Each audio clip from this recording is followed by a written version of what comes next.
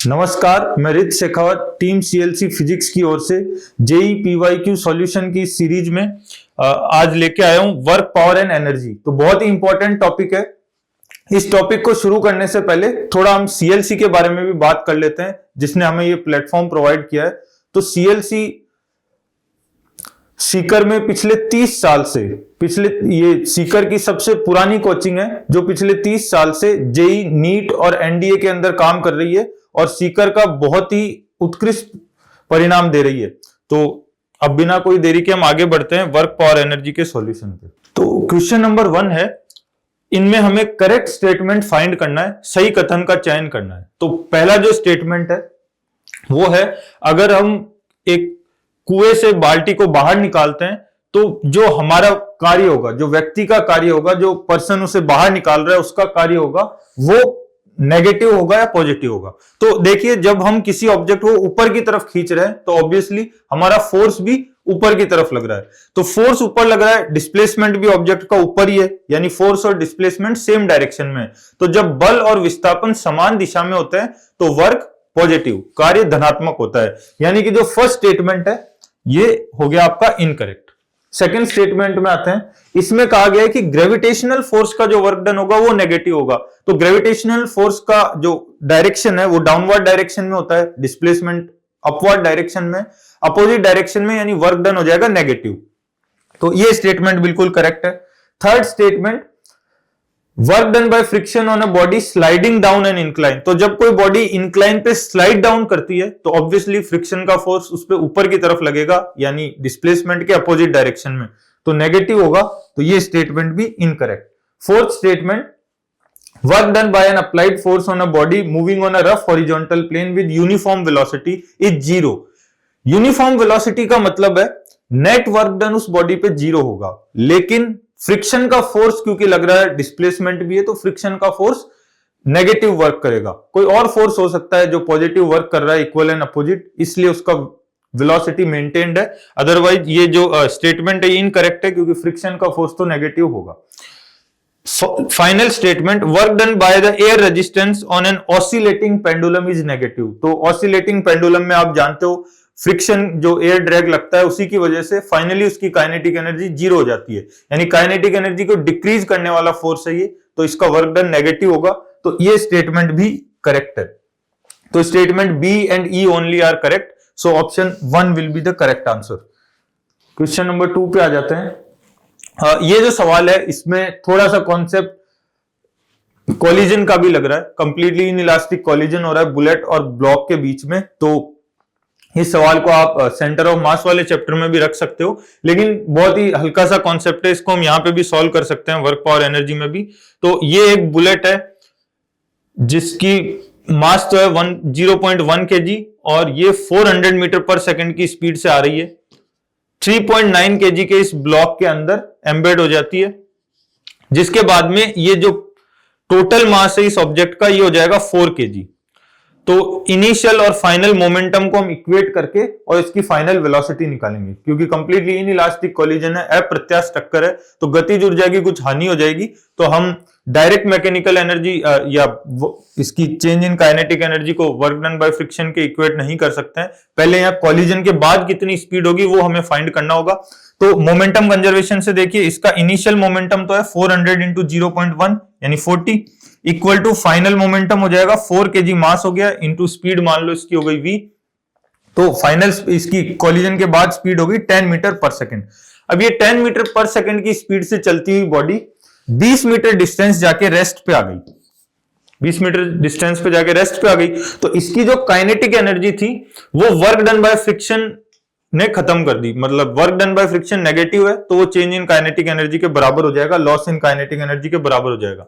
तो इसकी जो काइनेटिक एनर्जी है अभी ½ mv², इसको आप बराबर कर दो वर्क डन बाय फ्रिक्शन के। तो म्यू m g को 10 लेना है तो 10 म्यू mg ये फोर्स हो गया, और इनटू डिस्प्लेसमेंट, डिस्प्लेसमेंट है यहां पे 20 मीटर का।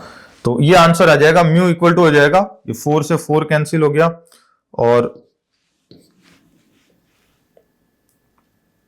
ये आ गया 10/40, तो 10/40 मतलब 0.25, तो इसका आंसर हो जाएगा, करेक्ट आंसर है ऑप्शन 4। देन क्वेश्चन नंबर 3 पे आते हैं। थर्ड सवाल में, two bodies are having kinetic energies in the ratio 16:9 and their linear momentum is same, then ratio of their mass will be. तो देखो काइनेटिक एनर्जी और momentum में क्या रिलेशन होता है, तो मोमेंटम होता है √2m इंटू काइनेटिक एनर्जी, है ना। मोमेंटम होता है √2m into kinetic energy.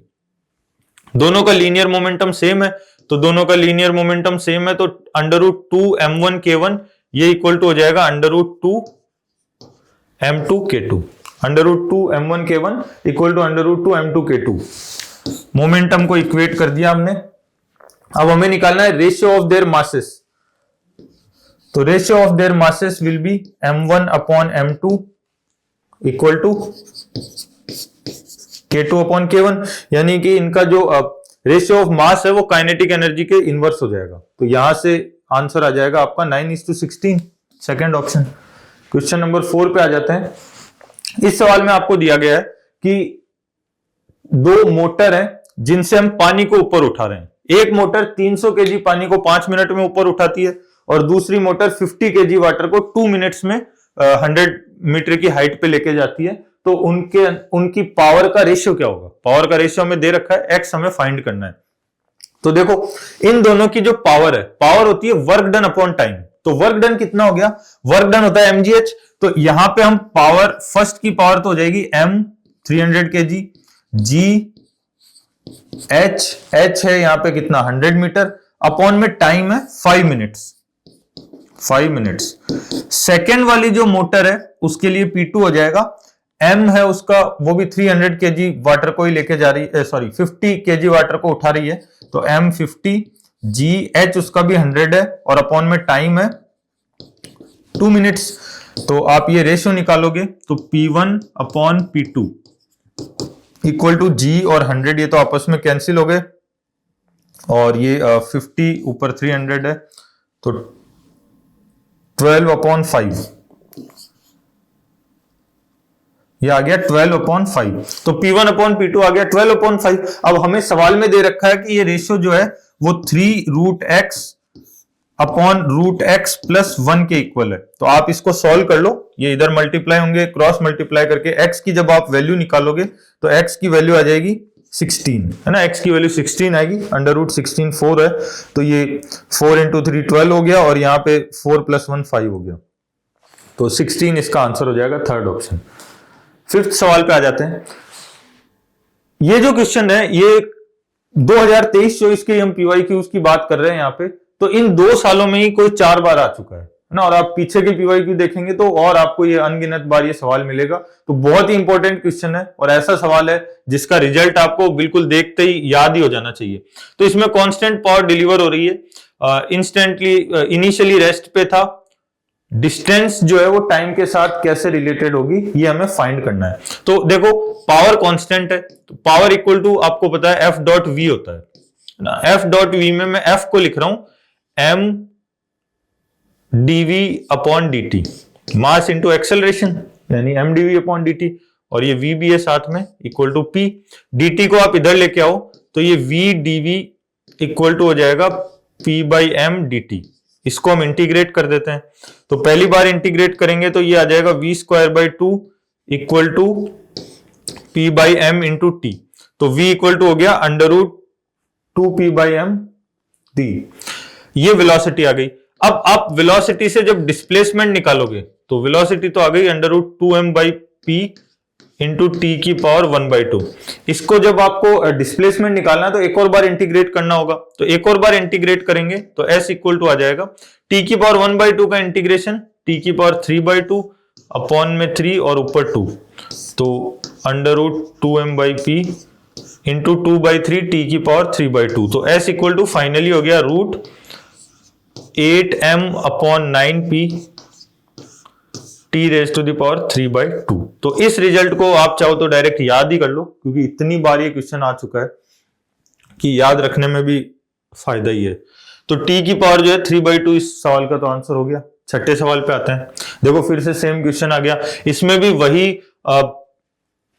Constant power है और हमें डिस्प्लेसमेंट टाइम का ग्राफ बताना है, इस बार ग्राफ बताना है। तो s जो है that was proportional to t raise to the power 3/2, तो इसका जो ग्राफ है ये फर्स्ट ग्राफ है, s equal to s is proportional to t raise to the power 3/2 है ना। t इक्वल टू अगर पावर 1 होती तो ये स्ट्रेट लाइन आती, अगर पावर 1 से कम होती तो ये ग्राफ आगे जाके नीचे की तरफ झुक जाता, और अगर t की जो पावर है वो 1 से ज्यादा है तो ये इस तरह से ऊपर की तरफ जाएगा पैराबोला की तरह। 7वें सवाल पे आ जाते हैं। 7वें क्वेश्चन के अंदर एक रफ हॉरिजॉन्टल सरफेस है जिसपे एक पर्सन 200 न्यूटन का फोर्स लगाता है 15 मीटर की डिस्टेंस के लिए, जिसके बाद में वो थक जाता है और उसका जो फोर्स है वो प्रोग्रेसिवली कम होता है, यानी लीनियरली कम होता है 200 से 100 तक। टोटल डिस्टेंस उसने चली 30 मीटर, यानी पहले वो 15 मीटर ऑलरेडी चल चुका था, 15 मीटर उसने और चला इस प्रोग्रेसिवली डिक्रीजिंग फोर्स के अंदर, और हमें बताना है कि टोटल वर्क डन जो है वो कितना होगा। तो इस सवाल को अगर आप इक्वेशंस के थ्रू सॉल्व करोगे तो थोड़ा सा लेंथी हो जाएगा, बेटर है इसमें हम ग्राफ प्लॉट कर लेते हैं तो ये सवाल बहुत ही इजी हो जाएगा। देखो यहां पे हमें ग्राफ प्लॉट करना है फोर्स और डिस्प्लेसमेंट के बीच में। तो पहले 15 मीटर तक फोर्स कांस्टेंट था, फर्स्ट 15 मीटर तक मैंने डिस्प्लेसमेंट बना दिया, डिस्प्लेसमेंट फोर्स था 200 newtons. Then force linearly decrease हुआ, यानी कि एक स्ट्रेट लाइन आएगी और ये जाएगी 200 से 100 न्यूटन पे, और हमारा बॉक्स पहुंच जाएगा 15 मीटर और आगे चला जाएगा टोटल 30 मीटर। तो अब आपके सामने फोर्स और डिस्प्लेसमेंट का ग्राफ है। देखो वर्क डन जो होता है वो होता है F डॉट dx, तो work done F dot dx को इंटीग्रेट करने से आता है। यहां पे इंटीग्रेशन का मतलब ग्राफ में आपको पता होगा, ग्राफ में इंटीग्रेशन का मतलब होता है एरिया अंडर द कर्व। तो ये जो आपको कर्व दिख रहा है इसका आप एरिया निकाल लो, है ना, इसका आप एरिया निकाल के ऐड कर दोगे तो आपका जो है आंसर आ जाएगा। यहां पे मान लो ये एक रेक्टेंगल है, इस रेक्टेंगल का एरिया हो जाएगा 200 इंटू 15, तो 3000। फिर उसके बाद में ये एक रेक्टेंगल है 100 इंटू 15 मतलब 1500, और ये एक ट्राइंगल है जिसका एरिया हो जाएगा 750। तो इन तीनों नंबर्स को आप आपस में ऐड कर दो तो आपका जो है आंसर आ जाएगा।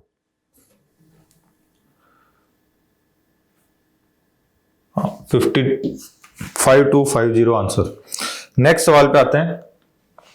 हाँ, तो इस सवाल में आपको दिया गया है एक फ्रिक्शनल फोर्स है माइनस का kv²।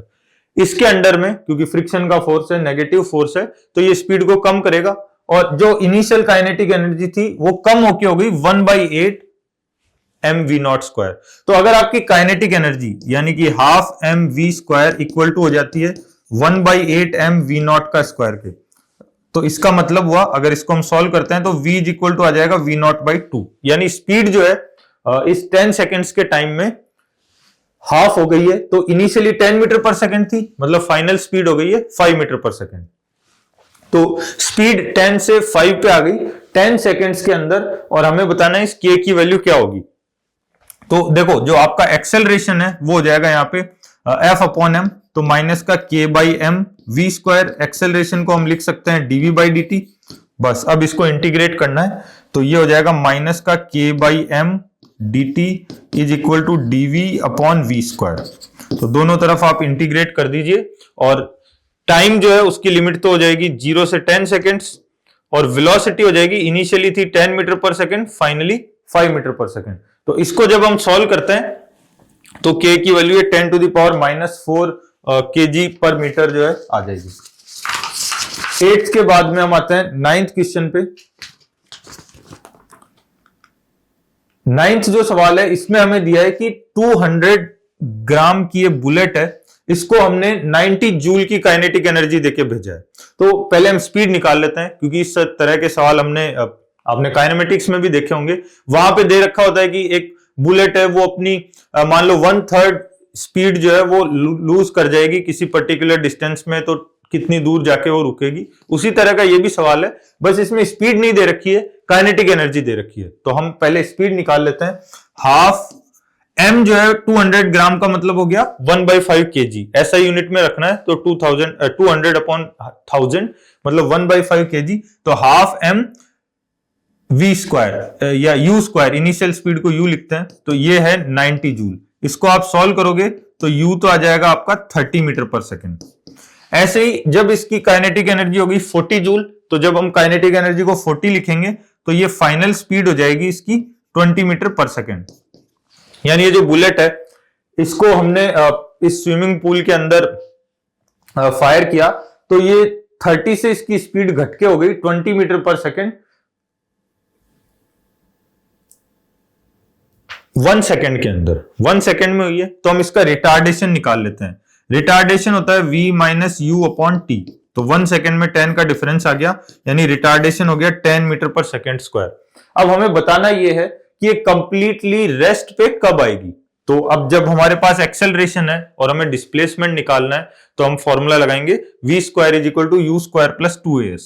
तो v स्क्वायर यानी फाइनल वेलोसिटी 0 हो गई, इक्वल टू यू स्क्वायर यानी इनिशियल स्पीड है 30, तो 30 का स्क्वायर माइनस 2, एक्सेलरेशन है यहां पे 10 और डिस्प्लेसमेंट s, तो s इज इक्वल टू आ जाएगा 30 स्क्वायर अपॉन 20। इसको हम सॉल्व करेंगे तो 900 अपॉन 20 यानी 45 आ जाएगा।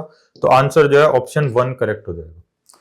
इसके बाद आते हैं 10th क्वेश्चन पे। इस सवाल में बहुत इजी सा क्वेश्चन है, आपको दिया है मोमेंटम 20% बढ़ गया तो काइनेटिक एनर्जी में कितने परसेंट का इंक्रीज होगा। तो जो परसेंटेजेस को समझता है वो इजीली इस क्वेश्चन को कर सकता है।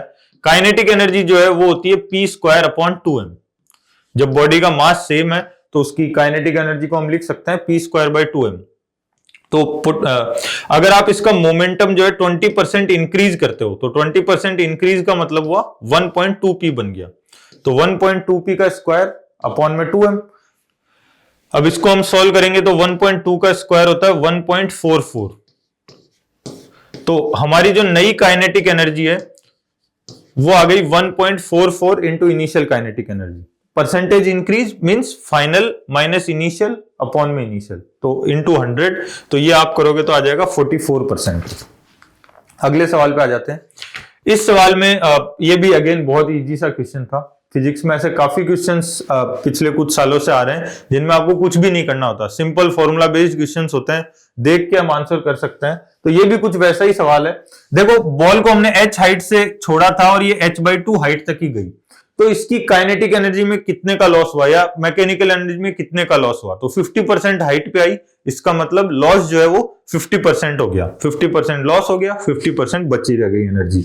तो लॉस तो हो गया 50%, 3 ऑप्शंस में है। देन हमें फाइंड करना है इट्स वेलोसिटी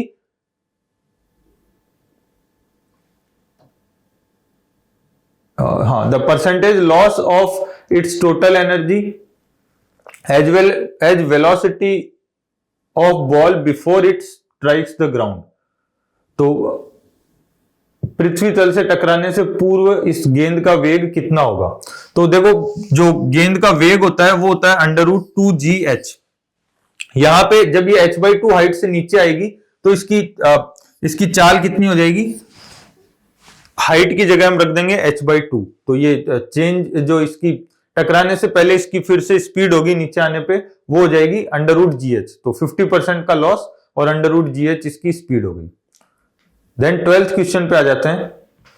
इस सवाल में यहां पे म्यू जो है वो 0 दे रखा है, तो इस पूरे रीजन में कोई फ्रिक्शन कोएफिशिएंट नहीं है और इसके बाद में यहां से फ्रिक्शन स्टार्ट हो जाता है, फ्रिक्शन कोएफिशिएंट है 0.5। तो यहां पे इस ब्लॉक को हमने, ये जो हाइट है ये हो जाएगी 10 इंटू साइन 30 यानी कि 5 मीटर। तो 5 मीटर की हाइट से हमने इसे छोड़ा, यहां तक कोई फ्रिक्शन नहीं था तो एनर्जी का कोई लॉस नहीं होगा। उसके बाद दो फोर्स इस पे लगना शुरू हो जाएंगे, एक तो फ्रिक्शन का फोर्स है μmg और दूसरा इस स्प्रिंग का फोर्स है kx। ये दोनों इसे रोकने की कोशिश करेंगे। तो जो इसकी इनिशियल पोटेंशियल एनर्जी थी जो नीचे आने पे काइनेटिक में कन्वर्ट हो गई थी वो फ्रिक्शन का वर्क डन और स्प्रिंग के वर्क डन के इक्वल कर देंगे, तो हमारा ये जो सवाल है सॉल्व हो जाएगा। तो इसकी इनिशियल जो पोटेंशियल एनर्जी है वो है mgh यानी कि 250 जूल्स।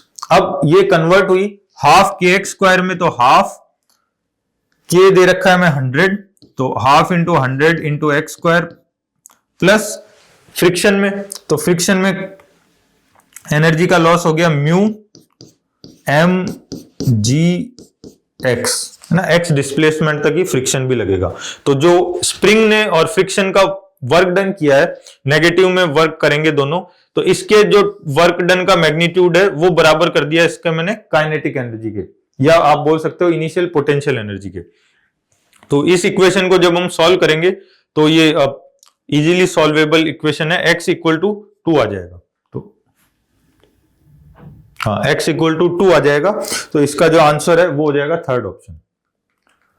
नेक्स्ट सवाल पे आ जाते हैं। इसमें हमें पोटेंशियल एनर्जी दे रखी है और फोर्स निकालना है। तो ये बिल्कुल इजी सा क्वेश्चन है, जिसने भी ये टॉपिक पढ़ा है पोटेंशियल एनर्जी उसे पता होगा कि फोर्स जो है वो इक्वल टू होता है du बाई dx। अगर हम x कोऑर्डिनेट की बात कर रहे हैं, यहां पे थोड़ा सा फर्क होता है, यहां पे d की जगह डेल्टा सिंबल यूज होता है ना। डेल्टा मतलब पार्शियल डिफरेंशिएशन। पार्शियल डिफरेंशिएशन में हम क्या करते हैं, जिस वेरिएबल के रेस्पेक्ट में हम डिफरेंशिएट कर रहे हैं उसके अलावा सबको कांस्टेंट मान लेते हैं। तो y और z को हम कांस्टेंट मान लेंगे और x स्क्वायर, ये 2x स्क्वायर वाले टर्म को हम डिफरेंशिएट कर देंगे। तो ये यहां पे माइनस साइन भी आता है, अगर हमें डायरेक्शन भी बतानी है। तो यहां पे हमें सिर्फ मैग्नीट्यूड की बात है, तो आप प्लस साइन में भी इसको सॉल्व कर सकते हो। तो ये आंसर आ जाएगा 2x स्क्वायर का डिफरेंशिएशन यानी माइनस का 4x। तो x की वैल्यू हमें 1 रखनी है, तो ये फोर्स का मैग्नीट्यूड हो जाएगा 4। 14th क्वेश्चन पे आते हैं। 14th क्वेश्चन में हमें दिया है ये 100 केजी का गुटका है, 10 मीटर की क्षैतिज सतह पर खिसकता है। तो हॉरिजॉन्टल सरफेस है जिसपे ये 100 केजी का ब्लॉक जो है 10 मीटर तक डिस्प्लेस हो रहा है। कोएफिशिएंट ऑफ फ्रिक्शन 0.4 है। वर्क डन अगेंस्ट फ्रिक्शन पूछा है। तो इससे सिंपल क्वेश्चन आई थिंक नहीं हो सकता था पूरे फिजिक्स, केमिस्ट्री, मैथ्स तीनों में, मैं तो मानता हूं, क्योंकि जो फोर्स है सबको पता होता है फ्रिक्शन का हॉरिजॉन्टल सरफेस पे होता है म्यू एम जी, और डिस्प्लेसमेंट से मल्टीप्लाई कर देंगे तो ये वर्क डन हो जाएगा। तो फ्रिक्शन का वर्क डन नेगेटिव होगा, इसके अगेंस्ट हमें जो वर्क करना है वो हमें निकालना है। तो ये वर्क डन, ये आंसर आपका आ जाएगा।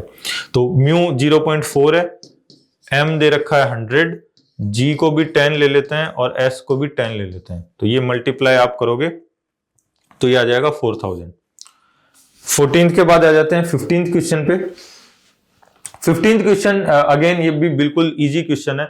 इसमें डायग्राम को देख के कंफ्यूज नहीं होना है। सवाल में बस इतना पूछा है कि ये 1 मीटर की हाइट पे ऑब्जेक्ट था, जब ये 0.5 मीटर की हाइट पे आ जाएगा तो इसकी स्पीड क्या होगी। तो देखो स्पीड जो है पार्टिकल की, पहले भी मैंने फॉर्मूला लिखा था, वो होती है h हाइट नीचे आने पे, जब ग्रेविटी के अंदर कोई चीज नीचे आ रही होती है तो उसकी स्पीड होती है √2gh। तो यहां पे h जो है वो है 0.5 मीटर। तो h की जगह आप 0.5 मीटर कर दो, √g यानी √10 इसका आंसर आ जाएगा। 16th क्वेश्चन पे आ जाते हैं। इस सवाल में हम एक ऑब्जेक्ट को 20 मीटर की हाइट पे लेके जा रहे हैं। एक बार ऐसे सीधा लेके जा रहे हैं, है ना, पुल स्ट्रेट अप, और दूसरे केस में अलोंग द रैंप लेके जा रहे हैं। दोनों में हमें बताना है वर्क डन अगेंस्ट ग्रेविटी क्या होगा। अब देखो वर्क डन अगेंस्ट ग्रेविटी होता है mgh। h वर्टिकल हाइट होती है, यहां पे दोनों ही केस में वर्टिकल हाइट सेम है, तो work done against gravity same होगा, उसमें कोई फर्क नहीं आएगा, है ना। तो ये जो वर्क डन अगेंस्ट ग्रेविटी है वो दोनों में सेम है, तो 1:1 इसका आंसर हो जाएगा। इसमें कुछ भी सॉल्व भी करने की जरूरत नहीं है हमें। 17th क्वेश्चन पे आ जाते हैं। 17th क्वेश्चन में अगेन ये पीछे हमने एक सवाल किया था, स्विमिंग पूल में बुलेट को फायर किया था, वैसे ही ये बुलेट है जिसको इस बार हमने एक फिक्स टारगेट के अंदर फायर किया है। 4 सेंटीमीटर दूर जाके इसकी स्पीड 1/3 हो गई। तो हमें क्या करना है, देखो इस तरह के सवालों में ये फॉर्मूला है आपका v² = u² + 2as। इसको अप्लाई करना है, 2 बार अप्लाई करना है। फर्स्ट टाइम हम एक्सेलरेशन निकालेंगे और सेकेंड टाइम फिर हम डिस्प्लेसमेंट निकालेंगे। तो फर्स्ट टाइम में देखो, फर्स्ट केस में लगाते हैं 4 सेंटीमीटर की डिस्टेंस चल के इसकी स्पीड जो है 1/3 हो गई। तो इसकी स्पीड जो है 1/3 अगर हो जाती है तो फाइनल स्पीड हो जाएगी u/3। तो u/3 का स्क्वायर = u² + 2as। इससे आप निकालोगे तो a = आ जाएगा, ये u/9 - u² करोगे तो 8u² / 9। अपॉन में 2s, और s कितना है यहाँ पे 4 सेंटीमीटर। सेंटीमीटर में ही रहने देते हैं क्योंकि आंसर हम सेंटीमीटर में ही निकालेंगे। तो ये आ जाएगा 8/8 u स्क्वायर बाय 9, और ऑब्वियसली नेगेटिव में आएगा क्योंकि ये रिटार्डेशन हो रहा है, बुलेट जो है अपनी काइनेटिक एनर्जी का लॉस कर रही है। यहाँ पे लूजेस 1/3 ऑफ इट्स वेलोसिटी नहीं होना चाहिए था, ये 1/3 वेलोसिटी रह जाती है इसकी। ये क्वेश्चन कई बार आया हुआ है, तो सिमिलर क्वेश्चन है। अगर आप इसको ये मानेंगे कि 1/3 वेलोसिटी लूज हो गई यानी 2/3 बच गई, तो इसका आंसर कुछ और आ जाएगा। जो आंसर दिया है एनटीए ने उसके हिसाब से इसकी फाइनल स्पीड जो है वो u/3 हो गई है। तो ये इसका एक्सेलरेशन हो गया। अब देखो सेकंड केस में हमें क्या करना है, ये पेनिट्रेट्स फर्दर, कितना और जाएगी बिफोर कमिंग टू रेस्ट। तो अगर ये रेस्ट पे जा रही है यानी फाइनल स्पीड इसकी हो जाएगी 0, इनिशियल u थी और एक्सेलरेशन हमने ये इस फर्स्ट पार्ट में निकाल लिया है, तो 2as में हम a की जगह रख देते हैं 8u स्क्वायर बाय 9, और ये 2 × 4 8 ही रख देता हूं सेंटीमीटर में इंटू s। तो इसको आप सॉल्व करोगे तो s इक्वल टू आ जाएगा 9/2 सेंटीमीटर यानी 4.5 सेंटीमीटर। तो फर्दर कितना गई है, 4 सेंटीमीटर ऑलरेडी चली गई थी, आधा सेंटीमीटर और जाएगी, तो फर्दर गई है आधा सेंटीमीटर यानी 5 × 10⁻³ मीटर। तो इसका आंसर जो है 5 यानी फर्स्ट ऑप्शन आ जाएगा। 17 के बाद अगले सवाल पे आते हैं। नेक्स्ट क्वेश्चन है, इसमें दोनों का मास दे रखा है, दो बॉडीज का, काइनेटिक एनर्जी सेम है, ratio of magnitude of linear momentum पूछा है। तो लीनियर मोमेंटम जो है वो होता है √2mk, linear momentum is √2mk। तो इनके लीनियर मोमेंटम का जो रेशियो है वो हो जाएगा, देखो k तो दोनों का सेम है, 2 कांस्टेंट है तो इसको तो हटाओ, और √2 में बच जाएगा m1/m2। तो m1/m2 रख दो, ये 4:25 है, अंडर रूट करोगे तो 2:5 इसमें आ जाएगा। सेकेंड ऑप्शन करेक्ट हो जाएगा। 19th क्वेश्चन पे आते हैं। इस सवाल के अंदर 4 पार्टिकल दे रखे हैं, चारों का मास दे रखा है, बोला गया है कि मोमेंटम सेम है। मोमेंटम सेम है तो काइनेटिक एनर्जी मैक्सिमम किसकी होगी, तो काइनेटिक एनर्जी को अगर हम मोमेंटम की टर्म्स में लिखना चाहें तो k इक्वल टू होगा p²/2m, है ना, p इक्वल टू √2mk और k इक्वल टू p²/2m, यानी जिसका मास कम होगा उसकी काइनेटिक एनर्जी ज्यादा होगी। मास ये सबसे कम है, a का मास सबसे स्मॉल है, तो ये काइनेटिक एनर्जी मैक्सिमम रखेगा। 20th क्वेश्चन पे आ जाते हैं। इसमें हमें दिया है एक बुलेट है जिसको 100 मीटर पर सेकंड की स्पीड से हमने फायर किया और ये बाहर आई तो 40 की स्पीड से आई, तो लॉस ऑफ काइनेटिक एनर्जी क्या होगा, परसेंटेज लॉस। तो लॉस होता है initial minus final upon initial, है ना, चेंज का उल्टा लॉस हो जाएगा क्योंकि चेंज इसमें नेगेटिव हो रहा है। तो इनिशियल काइनेटिक एनर्जी है हाफ m 100 का square minus half m 40 square upon में इनिशियल यानी हाफ m 100 स्क्वायर, और परसेंटेजेज में निकालना है तो इनटू कर दीजिए आप 100, परसेंटेज में चेंज अपॉन ओरिजिनल इनटू 100। तो इसको हमें सॉल्व करना है। ये हाफ m तो सब जगह कॉमन आके कैंसिल हो जाएगा, 100 से ये 100 कट कर देते हैं, तो 10,000 माइनस 1600, 10,000 माइनस 1600 करोगे तो ये हो जाएगा 8,600 अपॉन में 100, सॉरी 8,400 अपॉन में 100, 10,000 माइनस 1600 8,400 हो जाएगा, तो ये आ जाएगा 84%, यानी ऑप्शन 3। नेक्स्ट सवाल पे आ जाते हैं। 21st क्वेश्चन में हमें दिया गया है कांस्टेंट पावर सोर्स है और डिस्प्लेसमेंट किसके प्रोपोर्शनल होगा। तो अगेन ये क्वेश्चन 2023 में भी आया था, 24 में भी आ गया, तो ये t की पावर 3/2 के प्रोपोर्शनल होगा। 22nd, इस सवाल में हमें 3 बॉडीज का काइनेटिक एनर्जी सेम बताई है, उनका मास दिया है और उनके लीनियर मोमेंटम का रेशियो पूछा है। तो अगेन काइनेटिक एनर्जी सेम दी है, लीनियर मोमेंटम पूछा है, तो लीनियर मोमेंटम जो है √2mk यानी कि मास के रूट के प्रोपोर्शनल होगा। तो ए बी सी का जो मोमेंटम होगा यानी PA/PB/PC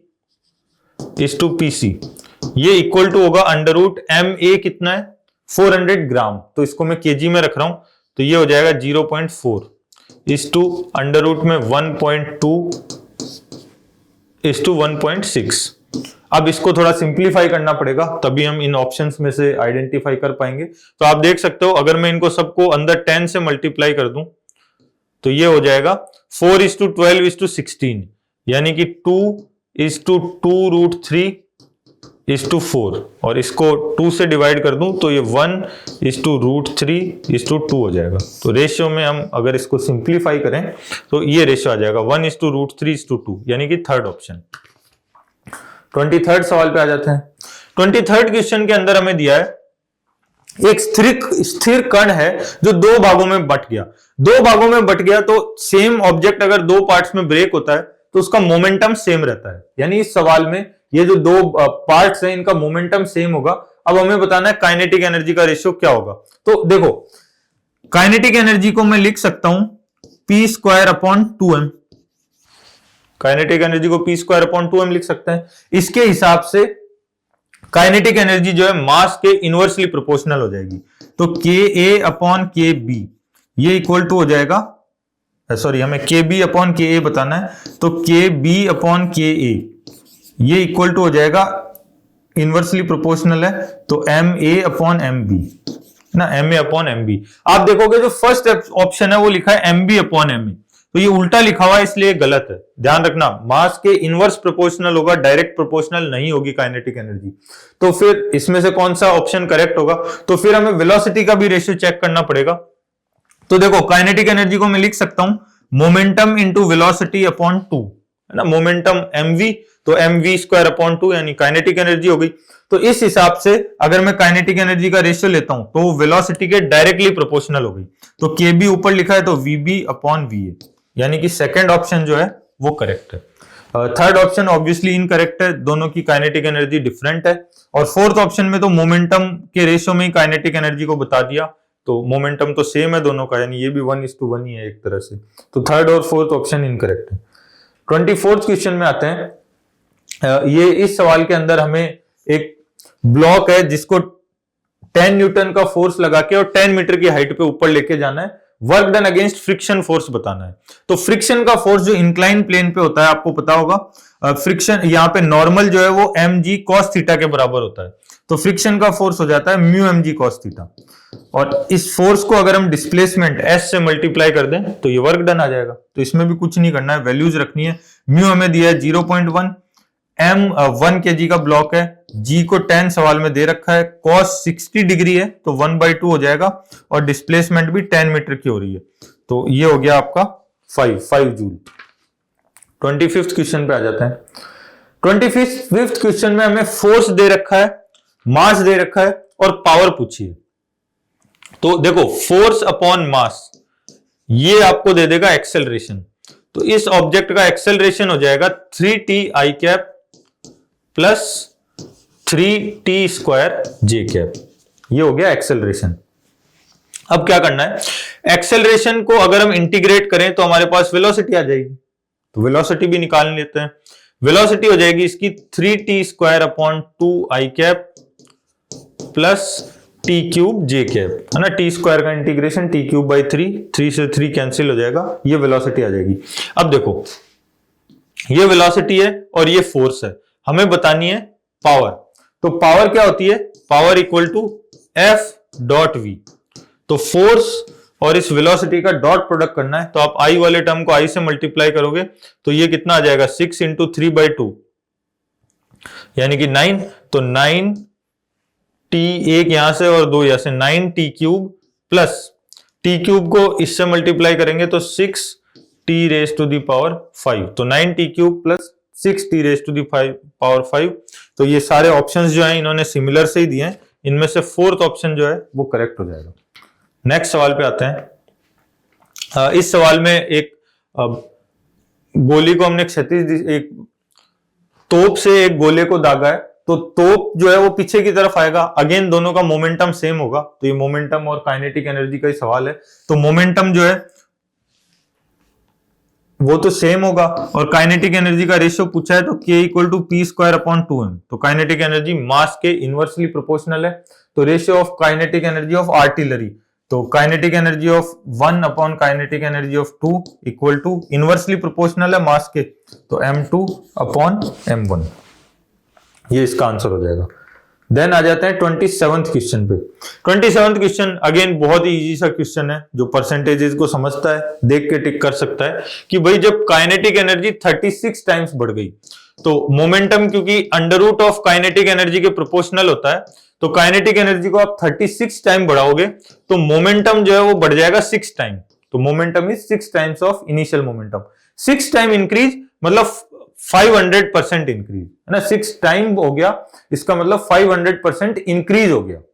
तो इंक्रीज कैसे निकालते हैं हम? Percentage increase P dash minus P upon P into 100, ये परसेंटेज इंक्रीज। ध्यान रखना, अगर ये पूछा जाए कि मोमेंटम पहले के रेस्पेक्ट में कितना परसेंट हो जाएगा तो 600%, 6 टाइम्स मतलब 600% हो जाएगा। लेकिन अगर आपसे पूछा जाए कि इंक्रीज कितने परसेंट का हुआ है तो इंक्रीज तो 500% का ही हुआ है। तो ये सारे सेक्शन ए में आए हुए सवाल थे पिछले 2 सालों में। अब सेक्शन बी पे आ जाते हैं। सेक्शन बी में पहला सवाल है, इसमें आपको एक फोर्स दे रखा है और वर्क डन पूछा है। तो फोर्स से वर्क डन कैसे निकालना है? तो W equal to integration of F dot D S. यहां पे सब कुछ y डायरेक्शन में हो रहा है तो मैं F डॉट डी वाई कर देता हूं। तो लिमिट जो है वो हमें लगानी है 2 to 5 है ना, लिमिट इसमें लग जाएगी डिस्प्लेसमेंट की 2 to 5। तो आप इंटीग्रेट कर दो, ये 5 प्लस 3y स्क्वायर है, इसका इंटीग्रेशन करेंगे तो ये बन जाएगा 5y प्लस y क्यूब। इसमें हम रखेंगे, पहले रखेंगे y की जगह 5 और फिर रखेंगे 2। तो इसको आप सॉल्व करोगे तो सॉल्व करने पे इसमें 132 आ जाता है। तो अभी इसको कोई सॉल्व करने का मतलब नहीं है, ये 132 आंसर है। सेकंड क्वेश्चन पे आ जाते हैं। सेकंड क्वेश्चन में हमें बोला गया है कि इस इनिशियल पोजीशन से इस फाइनल पोजीशन तक हम एक ऑब्जेक्ट को लेके गए, ये इस फोर्स के अंडर, तो वर्क डन कितना होगा? तो देखो वर्क डन क्योंकि कांस्टेंट फोर्स है तो F डॉट एस से आ जाएगा। हमें करना क्या है? फाइनल माइनस इनिशियल पोजीशन, ये तो हो गया आपका, sorry final minus initial position, ये तो हो गया डिस्प्लेसमेंट, और उसका डॉट प्रोडक्ट कर देना है फोर्स के साथ। तो फाइनल माइनस इनिशियल पोजीशन करते हैं, 3i cap minus 5j cap plus 5k cap ना, ये तो हो गया आपका डिस्प्लेसमेंट, और फोर्स है यहाँ पे 5i plus 2j plus 7k। तो इन दोनों का डॉट प्रोडक्ट कर दे तो ये 15 माइनस 10 प्लस 35। तो सेकंड जो है इसका आंसर आ जाएगा 50 माइनस 10 यानी 40। तो 40 जूल, 40 इसका आंसर है। थर्ड सवाल पे आ जाते हैं। इसमें 2 kg का ऑब्जेक्ट है, इनिशियली रेस्ट पे, start unidirectionally under influence of a source of constant power. तो अगेन ये फिर से कांस्टेंट पावर के अंदर फोर्स लग रहा है और डिस्प्लेसमेंट कितना होगा ये सवाल आ गया। तो आई थिंक ये पिछले 2 साल के पेपर में चौथी बार ये सवाल आ रहा है। तो इसका रिजल्ट मैंने आपसे कहा था याद ही कर लेना। तो इसका जो रिजल्ट आया था वो आया था displacement equal to under root 8p upon 9m into T raise to the power 3/2। तो सवाल में हमें दिया है मास दिया है 2 kg, पावर p लिखी है, under influence of a constant power, displacement in 4 seconds, यानी टाइम की जगह में 4 रखना है। तो ये हो जाएगा under root 8p upon 9 into 2 और 4 की पावर 3/2। तो ये देखो क्या बन जाएगा, 4 रेज टू द पावर 3/2 होता है, 4 का रूट उसका क्यूब यानी 8। तो ये हो जाएगा 8 और ये 4 है तो बाहर आ जाएगा 2, p अंडर रूट में ही रहेगा, और अपॉन में 9 है तो अपॉन में आ जाएगा 3। तो इस टर्म को अल्फा स्क्वायर बोला है, 16 अल्फा स्क्वायर है तो अल्फा जो है वो 4 आ जाएगा। थर्ड के बाद में आ जाते हैं फोर्थ क्वेश्चन पे। इस सवाल में ये इजी क्वेश्चन है, इस तरह के सवाल भी पीछे काफी आए हुए हैं तो इसको आप इजीली सॉल्व कर सकते हो। देखो यहाँ पे 500 kg जो है लिफ्ट का मास है, स्पीड है 2 मीटर पर सेकेंड, एक्सेलरेशन 2 से ये नीचे गिरना शुरू हो गई है, kinetic energy at the end of the fall 6 metre नीचे जाके, जब लिफ्ट 6 मीटर नीचे चली जाएगी तब इसकी काइनेटिक एनर्जी क्या हो जाएगी, ये हमें पूछा गया है। तो देखो इसकी पहले हम स्पीड निकाल लेते हैं फाइनल कितनी होगी। तो फॉर्मूला लग जाएगा v square is equal to u square plus 2as है ना। तो v square is equal to u था इसका 2 मीटर पर second initial speed, plus 2 into acceleration भी है इसका 2, और डिस्प्लेसमेंट है 6 मीटर का। तो यहां से v स्क्वायर इक्वल टू आ जाएगा 4 प्लस 24 यानी कि 28। ये तो आ गया v स्क्वायर, है ना। v निकालने की भी जरूरत नहीं है क्योंकि अल्टीमेटली हमें काइनेटिक एनर्जी निकालनी है। काइनेटिक एनर्जी होती है हाफ एम वी स्क्वायर, तो ये हो जाएगा half m means 500/2 into 28, v square 28 के बराबर है। तो ये आपका आंसर है ना। तो ये 14 और 14 5 जो 70 होता है 7000, तो किलो जूल में ये 7 आ जाएगा आंसर। फोर्थ का आंसर हो जाएगा 7। नेक्स्ट सवाल पे आते हैं। इसमें हमें फोर्स दे रखा है और पावर पूछी है। तो फोर्स दे रखा है तो अभी एक सेम सवाल हमने किया था। फोर्स से हम एक्सेलरेशन निकाल लेंगे क्योंकि मास 1 kg है, तो मैग्नीट्यूड में फोर्स और एक्सेलरेशन जो है वो इक्वल होंगे। ये आपका एक्सेलरेशन आ गया। अब एक्सेलरेशन आ गया तो इसको इंटीग्रेट करके वेलोसिटी निकाल लेंगे। तो वेलोसिटी भी आ गई t² i cap plus t³ j cap. हमें पावर बतानी है 2 सेकेंड्स पे, तो इसमें टाइम की जगह 2 पुट कर देते हैं। तो ये हो जाएगा 2i cap plus 8j cap. ये तो हो गई आपकी वेलोसिटी। और फोर्स जो है वो जब आप 2 सेकेंड्स रखोगे उसमें, तो फोर्स हो जाएगा हमारा 2i cap plus 12j cap. अब हमें पावर बतानी है, तो पावर बताने के लिए दोनों का डॉट प्रोडक्ट कर देते हैं। तो 2 इंटू 2 4 प्लस 12 इंटू 8 96। तो ये तो 100 आ जाएगा फिफ्थ का आंसर। 6th क्वेश्चन पे आ जाते हैं। 6th क्वेश्चन देखो, देखने में थोड़ा पैराग्राफ टाइप है और ऐसे सवाल को देख के बच्चा कई बार घबरा जाता है, पता नहीं क्या ये इतना लंबा सवाल दे दिया। बट क्वेश्चन एक्चुअल में बहुत ही इजी है। तो इसके अंदर हमें एक फोर्स दिया है 2 न्यूटन का। तो मैग्नीट्यूड कांस्टेंट है फोर्स का, इसकी डायरेक्शन बदलती है। ये एंगल थीटा जो है, ये जैसे जैसे आगे जाएगा थीटा एंगल जो है ऊपर की तरफ बढ़ता जाएगा। हमें बताना है जब ये एंगल इंक्रीज करके थीटा हो जाएगा तो काइनेटिक एनर्जी क्या होगी। तो काइनेटिक एनर्जी वर्क डन के बराबर होगी। और वर्क डन क्या होता है, तो W इक्वल टू होता है F S cos theta. W equal to F S cos theta. तो फोर्स तो है हमारा 2 न्यूटन का। डिस्प्लेसमेंट को अगर, क्योंकि ये वेरिएबल फोर्स है, तो एफ एस कॉस थीटा नहीं, इसको इंटीग्रेशन से करना पड़ेगा। तो integration of F D S cos theta लिख देता हूं मैं। तो एफ तो हो गया 2, डी एस की जगह मैं लिख रहा हूं डी एक्स, क्योंकि डिस्प्लेसमेंट एक्स डायरेक्शन में हो रहा है। और कॉस थीटा, थीटा है हमारा के एक्स के इक्वल टू, ये हो जाएगा कॉस के एक्स। अब इसको इंटीग्रेट कर लेते हैं, ये वर्क डन हो जाएगा और यही इसकी काइनेटिक एनर्जी भी होगी। तो इंटीग्रेशन कहां से कहां तक करना है, तो इंटीग्रेशन देखो, ये जब हम इंटीग्रेट करेंगे तो ये हो जाएगा 2 साइन के एक्स अपॉन में के, सॉरी अपॉन में आएगा के। तो 2 साइन के एक्स अपॉन में के, ये तो इंटीग्रेशन हो गया।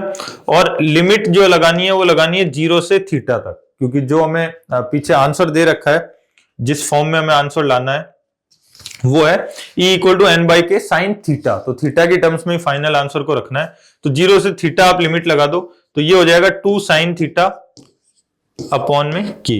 तो ये हमें एनर्जी दे रखी है n अपॉन के इंटू साइन थीटा, यानी n जो है वो 2 के इक्वल है। तो सिंपल क्वेश्चन था, थोड़ा सा बस लैंग्वेज इसकी अजीब थी। अगले सवाल पे आ जाते हैं। इसमें एक 2 kg का गोलाकार पिंड है 5वें सेकंड के अंत में, जिसकी काइनेटिक एनर्जी होगी 10,000 जूल। तो हमें बताना है इस पे फोर्स कितना लग रहा है। तो बहुत ही इजी क्वेश्चन है, हालांकि थोड़ा सा कई बार ये कंफ्यूजन क्रिएट कर देता है कि स्फेरिकल बॉडी है तो ये रोल कर रही होगी या नहीं कर रही होगी, बट ये कुछ नहीं है। इसमें बस हाफ mv स्क्वायर हमें काइनेटिक एनर्जी लिखनी है। तो काइनेटिक एनर्जी को देखो वर्क डन के इक्वल लिख सकते हैं। और वर्क डन क्या होगा यहाँ पे, तो वर्क डन होगा force into displacement. Constant force है, तो फोर्स को देखो मैं लिख लेता हूं, मान लो F, फोर्स को लिख लेता हूं F। डिस्प्लेसमेंट कितना होगा, तो S बराबर ut plus half AT square. Rest से अगर स्टार्ट होती है कोई चीज तो ये हो जाएगा हाफ A यानी कि F upon M into T square, है ना। हमें क्योंकि टाइम दे रखा था तो टाइम की टर्म्स में मैंने वर्क डन को निकाला है। ये हमें वर्क डन दे रखा है इसकी काइनेटिक एनर्जी के बराबर, यानी 10 टू द पावर 4। अभी इसको सॉल्व करना है, तो ये आप सॉल्व कर लीजिए। F इक्वल टू हो जाएगा m भी 2 kg है, तो ये नीचे 4 है, आगे जाएगा अंडर रूट करेंगे तो 2, और अपॉन में टी स्क्वायर का अंडर रूट यानी t, और इंटू 10⁴ का अंडर रूट यानी 10⁻², तो 200/5, 200/5 यानी 40, तो 40 न्यूटन का फोर्स इस पे काम कर रहा होगा, ये इसका आंसर होगा। 8th क्वेश्चन पे आ जाते हैं। हाँ, इसमें हमें दिया है कि एक ऑब्जेक्ट है जिसका मास है 0.4 kg, इसको नीचे गिरने में 8 सेकंड का टाइम लगता है। तो पहले तो ये देख लेते हैं कि ये कितना नीचे गिर रहा है ना। 8 सेकंड का टाइम लगता है, तो 8 सेकंड में कितना नीचे गिर जाएगा? तो नीचे गिरेगा ये ½ AT², है ना। कोई ऑब्जेक्ट है वो जब फ्री फॉल करता है रेस्ट से, तो S = UT + ½ AT², तो ½ AT² यहां से इसकी टोटल हाइट आ जाएगी। तो जिस टावर से भी हमने गिराया होगा इसको, उसकी हाइट हो जाएगी 5 × 64,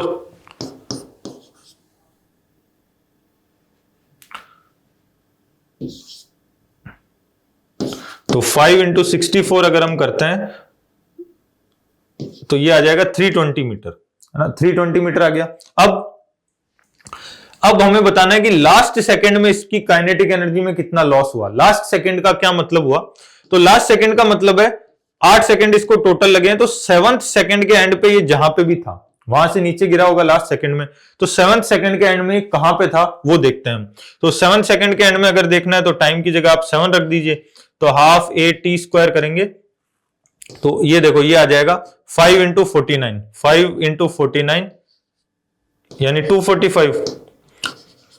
तो लास्ट के 1 सेकंड में देखिए कितना गिर गया ये। तो लास्ट के 1 सेकंड में इन दोनों का डिफरेंस निकाल लेते हैं। इसका डिस्प्लेसमेंट हो गया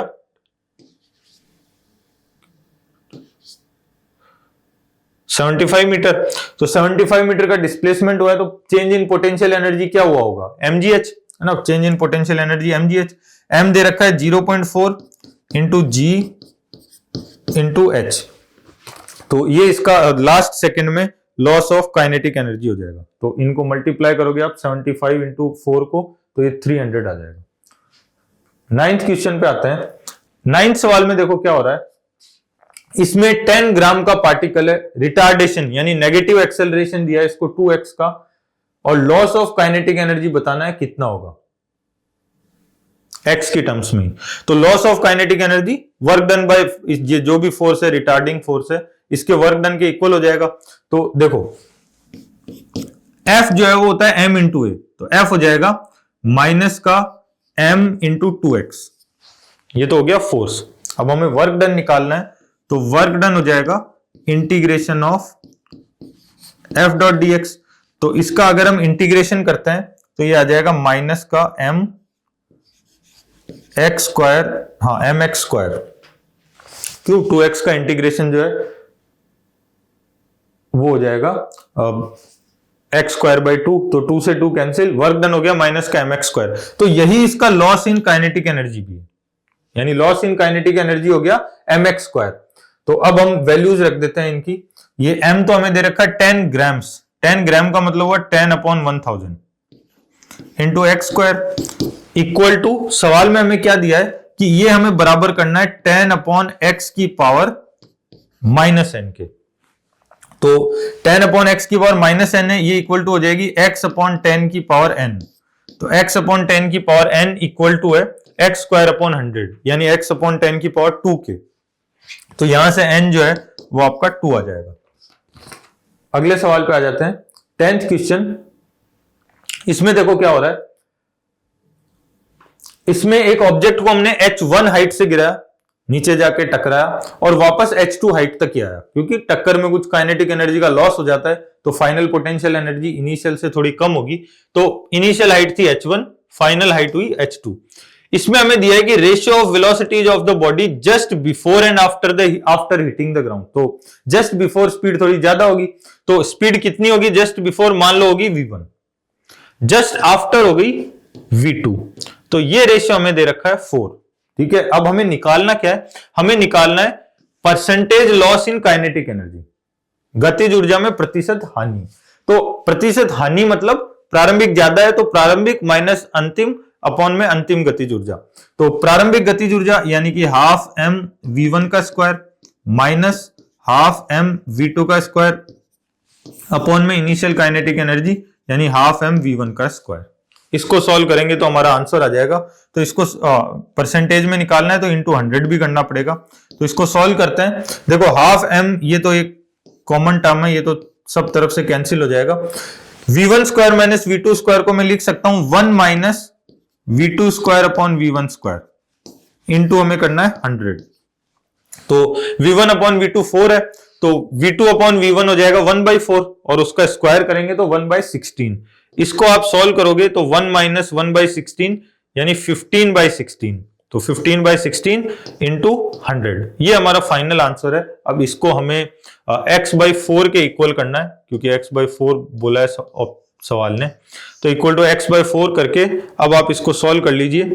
तो ये नीचे 4 आ जाएगा, ये 125 टाइम्स और ये 4 इंटू 4 कैंसिल हो गया आपस में। x इक्वल टू आ गया 15 इंटू 25। 15 इंटू 25 करोगे तो इसका जो आंसर है सवाल का 375, वहां तक आप पहुंच जाओगे। देन 11th क्वेश्चन पे आते हैं। ये सिंपल सा सवाल है लिफ्ट का। इसके अंदर लिफ्ट जो है उस पे देखो टोटल फोर्स कितना लग रहा होगा। तो लिफ्ट ने 1400 केजी तो उठा रखा है। 1400 केजी के लिए उसे फोर्स कितना लगाना होगा mg, यानी कि 14,000 न्यूटन। तो 14,000 न्यूटन फोर्स तो लिफ्ट ने ऑब्जेक्ट उस पे लिफ्ट के ऊपर नीचे की तरफ लग रहा है, साथ में उस पे लग रहा है 2000 न्यूटन का फ्रिक्शन भी। तो टोटल फोर्स हो जाएगा 14,000 प्लस 2000। ये तो हो गया टोटल फोर्स। और फोर्स को अगर हम मल्टीप्लाई कर देते हैं वेलोसिटी से, जो कि है यहाँ पे 3 मीटर पर सेकेंड, तो ये हमारा बन जाएगा पावर। तो पावर हो जाएगी 14,000 प्लस 2000 यानी 16,000। तो 16,000 इंटू 3 48,000 वाट। तो 48 किलोवाट ये इसकी टोटल पावर हो जाएगी। आंसर हो जाएगा 48। क्वेश्चन नंबर 12 पे आ जाते हैं। इसमें ये जो क्वेश्चन है थोड़ा क्या, ये क्वेश्चन पूरा ही गड़बड़ है। इस सवाल में हमें दिया है कि एक बस जो है वो इतने फ्रिक्शन कोएफिशिएंट के अंदर कांस्टेंट वेलोसिटी से मूव कर रही है 4 किलोमीटर तक। तो work done by engine of the bus होगा वो कितना होगा। तो देखो पहली बात तो जब कोई ऑब्जेक्ट रोल करता हुआ जाता है तो उस पर फ्रिक्शन अलग तरह से काम करता है। ये हम कोई बस को घसीट के नहीं लेके जा रहे हैं। जो हम वर्क डन यहाँ पे निकाल रहे हैं, जो उन्होंने एनटीए ने अपनी ऑफिशियल आंसर की में आंसर दिया है, वो तब आएगा जब आप किसी 500 केजी के ब्लॉक को घसीट के लेके जाते हो, है ना। ये थोड़ा गड़बड़ है सवाल, लेकिन जो उन्होंने आंसर की में दिया है ऑफिशियल, उसके हिसाब से हम चलें तो फ्रिक्शन का फोर्स हम लगाएंगे म्यू mg और डिस्प्लेसमेंट होगा s। तो इस सवाल का आंसर हो जाएगा mu means 0.04 500 KG into 10 into displacement है यहाँ पे 4 किलोमीटर यानी 4 इंटू 10 टू द पावर 3। तो इन नंबर्स को अगर हम आपस में मल्टीप्लाई करते हैं तो कितना आ जाएगा 800 इंटू 10 टू द पावर 3 यानी कि 800 किलो जूल। तो आंसर 800 आ जाएगा म्यू mg s से। देन हम आ जाते हैं 13th क्वेश्चन पे।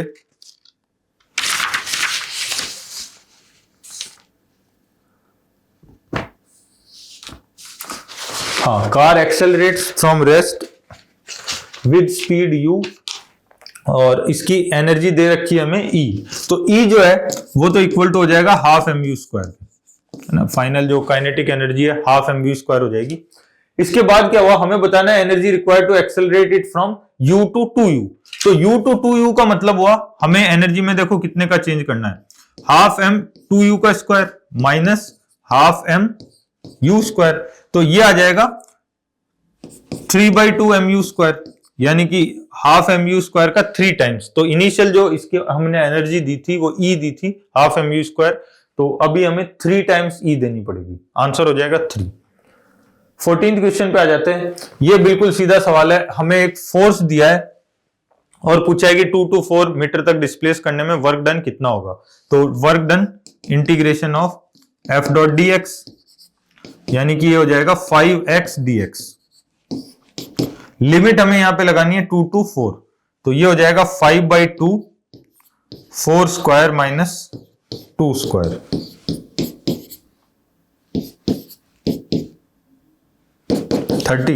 तो 30 जूल का यहां पे वर्क डन होगा। 15th क्वेश्चन पे आ जाते हैं। 15th क्वेश्चन के अंदर हमें दिया है मोमेंटम इज इंक्रीज बाय 50%, तो percentage increase in kinetic energy will be. तो मोमेंटम और काइनेटिक एनर्जी में काफी क्वेश्चंस ऐसे आ चुके हैं। ये रिलेशन होता है kinetic energy equal to p square upon 2m। अब हमने मोमेंटम को, संवेग को 50% बढ़ा दिया, तो नई जो गतिज ऊर्जा है वो आ जाएगी, नया जो संवेग है वो हो जाएगा 1.5 p। तो इसका अगर मैं स्क्वायर करता हूं तो ये हो जाएगा 2.25 p स्क्वायर अपॉन 2m। यानी जो इनिशियल काइनेटिक एनर्जी थी उससे 2.25 टाइम्स ज्यादा हो गई फाइनल काइनेटिक एनर्जी। तो अगर हम परसेंटेज इंक्रीज निकालते हैं, यानी k dash minus k upon k into 100, तो ये हो जाएगा 2.25 माइनस 1, यानी 1.25 इंटू 100, तो 125% का इंक्रीज होगा इसकी काइनेटिक एनर्जी में। 16th क्वेश्चन अगेन सिंपल सा, एक फोर्स दिया है और 0 to 4 मीटर तक डिस्प्लेसमेंट हो रहा है, वर्क डन निकालना है। तो W equal to integration of F dot dx, ये हो जाएगा 2 प्लस 3x dx। 0 से लेके और 4 मीटर तक इसे डिस्प्लेस करना है, तो इंटीग्रेशन कर दो आप, ये हो जाएगा 2x plus 3x square upon 2, limit लगाएंगे 0 to 4, तो 8 प्लस 24, तो ये आ जाएगा 32 जूल इसका आंसर हो जाएगा। देन 17th क्वेश्चन पे आ जाते हैं। इसमें हमें दिया है a block of 5 kg starting from rest is pulled up on a smooth incline plane. तो ये मैं स्मूथ इंक्लाइन प्लेन बना रहा हूं यहां पे, ऑफ इंक्लिनेशन 30 डिग्री।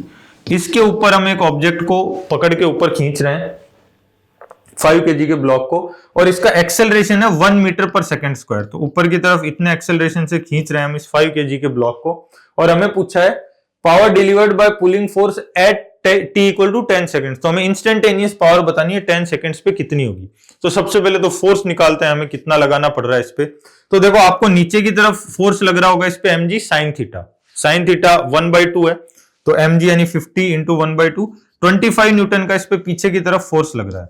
तो हम कितना फोर्स लगाएं आगे की तरफ ताकि इसका एक्सेलरेशन 1 हो जाए। तो मान लो हमने F फोर्स लगाया, तो इक्वेशन बन जाएगी फोर्स की न्यूटन सेकेंड लॉ से, F minus 25 is equal to ma, यानी कि 5। तो हमें यहाँ पे 30 न्यूटन का इस पे फोर्स लगाना होगा। तो हमने फोर्स तो लगाया है 30 न्यूटन का। Then at the end of 10 seconds इसकी वेलोसिटी क्या हो जाएगी? तो इसका एक्सेलरेशन है 1 मीटर पर सेकेंड स्क्वायर, तो v is equal to u plus 80, initial 0 है, तो एक्सेलरेशन इंटू टाइम यानी कि 1 इंटू 10 मीटर पर सेकेंड। तो फाइनल जो इसकी स्पीड है वो है 10 मीटर पर सेकेंड। अब हमें बताना है पावर, तो पावर होता है F into v, F dot v, तो ये आ जाएगा 300 वाट।